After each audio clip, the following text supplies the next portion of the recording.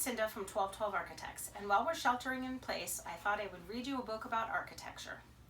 Today we are reading Iggy Peck Architect, story by Andrea Beaty and illustrated by David Roberts. Young Iggy Peck is an architect and has been since he was 2, when he built a great tower in only an hour with nothing but diapers and glue. "Good gracious, Ignatius," his mother exclaimed, "that's the coolest thing I've ever seen." But her smile faded fast as a light wind blew past, and she realized those diapers weren't clean. "Ignatius, my son, what on earth have you done? That's disgusting and nasty. It stinks." But Iggy was gone. He was out on the lawn, using dirt clods to build a great sphinx.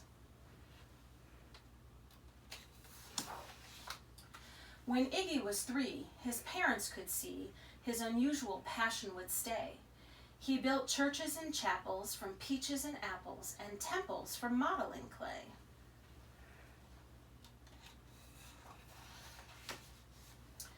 At dinner one night, to his father's delight, Iggy got a bright gleam in his eye, and out on the porch built the St. Louis Arch from pancakes and coconut pie.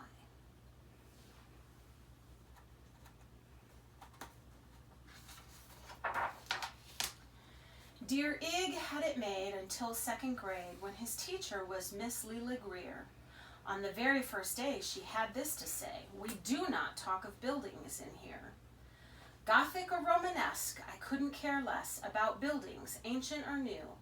She said in her lecture about architecture that it had no place in grade 2.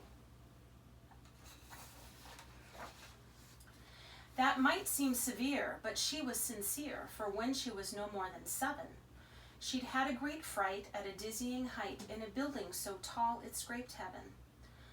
On an architect's tour of the 95th floor, young Leila got lost from the group.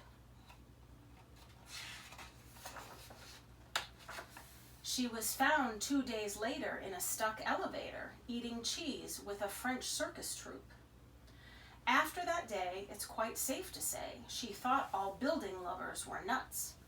As a teacher, she taught that, above all, one ought to avoid them, no ifs, ands, or buts.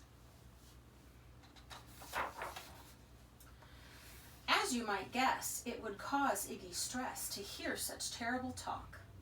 But he didn't hear. He sat in the rear while building a castle of chalk. "You, Iggy Peck, your desk is a wreck. Tear down that castle right now. You will not build in here. Is that perfectly clear? Do you need to see Principal Howe?"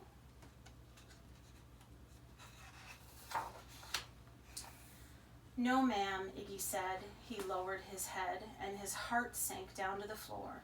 With no chance to build, his interest was killed. Now 2nd grade was a bore.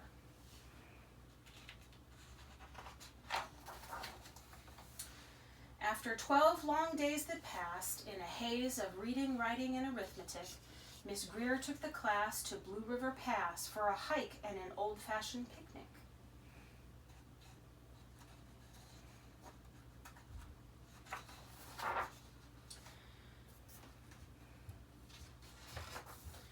They crossed an old trestle to a small island nestled in the heart of a burbling stream.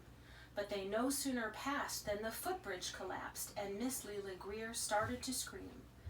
"We're trapped here, oh my! Alas, kids, goodbye!" Her eyeballs rolled back in her head. She dropped to the ground with a vague groaning sound, luckily fainted, not dead.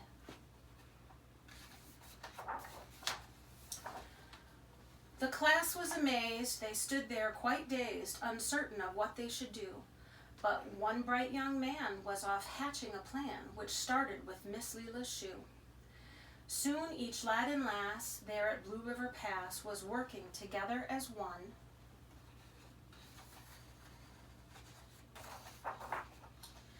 And when she came to, Miss Leila Greer knew that something quite brave had been done. She looked in the air and saw hanging there a structure with cables and braces, and on the far side, beaming with pride, were 17 smiling young faces. Boots, tree roots and strings, fruit roll-ups and things, some of which one should not mention, were stretched ridge to ridge in a glorious bridge, dangling from shoestring suspension. It all became clear to Miss Leela Greer as she crossed that bridge over the stream. There are worse things to do when you're in grade 2 than to spend your time building a dream. Now every week at Blue River Creek Elementary in 2nd grade, all the school kids can hear, along with Miss Greer, how the world's greatest buildings were made. The weekly guest speaker in t-shirts and sneakers talks of buildings from Rome to Quebec. Of course, he's the guy who builds towers from pie, that brilliant young man, Iggy Peck. The